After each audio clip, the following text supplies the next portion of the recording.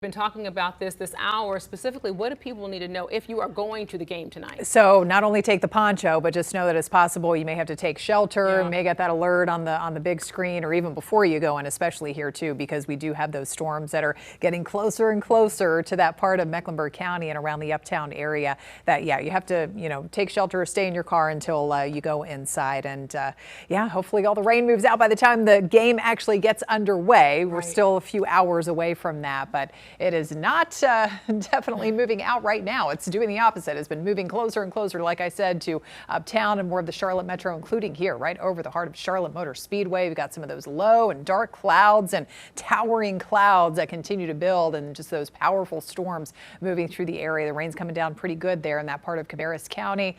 Charlotte Motor Speedway and beyond, we have several severe thunderstorm warnings here going for, again, the Charlotte Metro, Cleveland County, Gaston County, and up to the north around Iredell County as well. We've got this severe thunderstorm warning due to this storm right over the heart of Dallas right now. High shoals up and down that 321 corridor. Some of that torrential rain closing in as I speak into Gastonia, and it's going to hold together, head toward Lowell right along that I-85 corridor. So that is not going to be a fun drive, obviously, for drivers out there in McAdenville, Belmont. Mount Holly would be in the zone as well. Damaging wind gusts and hail possible with these storms. That severe thunderstorm warning was just canceled for Cleveland County, but it did produce some wind damage around the Shelby area, Polkville, and now Boiling Springs getting in on some of that torrential rain once again. And then we've got that severe thunderstorm warning for northern Mecklenburg County, Iredell County, Rowan, and that northwest corner of Cabarrus County until 5:30. Just scattered storms, I mean, pretty much everywhere, especially here in between Kannapolis and Concord. Could see some strong wind gusts out of that, maybe some small hail. The storm over Mooresville right now, and that's headed right toward Kannapolis and eventually closer to part of the Concord area. So it's going to be heading into China Grove just after 5 o'clock, which is why the warning is also in effect for that part of Rowan County and Kannapolis just after 5:10. Again, more storms getting closer and closer to uptown. You can see some of that heavy rain just to the north over northern Mecklenburg County and then down into South Carolina too. We just have slow moving downpours that continue over parts of Lancaster County.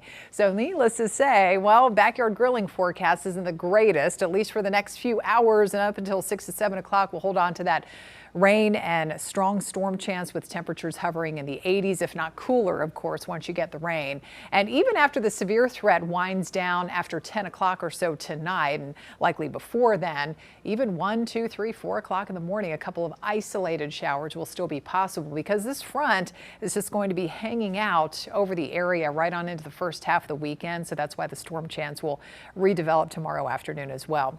Back on the hot side today, 90 degrees above the average of 87. You can see where it's rained across the foothills earlier. Those temperatures have cooled into the 70s. We're still close to 80 up in the mountains and dry for the most part there right now, and still out ahead of any stormy weather. Temperatures sitting in the 80s off to the south and east. We're at 86 tomorrow, 89 on Sunday. Best chance of showers and storms will be first half of the weekend tomorrow. Sunday is looking drier overall. However, especially up in the mountains, we could still see a few storms developing later Sunday as well. Muggy meter, no change here, remains solidly in the humid zone until further notice. So let's check out Futurecast through midnight. Again, we could still have some lingering areas of rain, but the severe threat is not going to continue while you're sleeping tonight. So no worries about that. 7 o'clock tomorrow morning, plenty of dry time for a few hours in the morning, but watch for more spotty storms mid to late afternoon, early Sunday, back to some dry time. And then you can see how that best chance of rain for Sunday afternoon and evening will be up there in the higher elevations, maybe down through the foothills a little bit. And then going into next week, well, the storm chances decrease, but the temperatures do not. They will be doing the opposite, increasing close to 100 by the latter part of next week. All right, Tara, thanks for that. Some of the Queen City News Plus. Just search Queen City News on your smart TV's app store.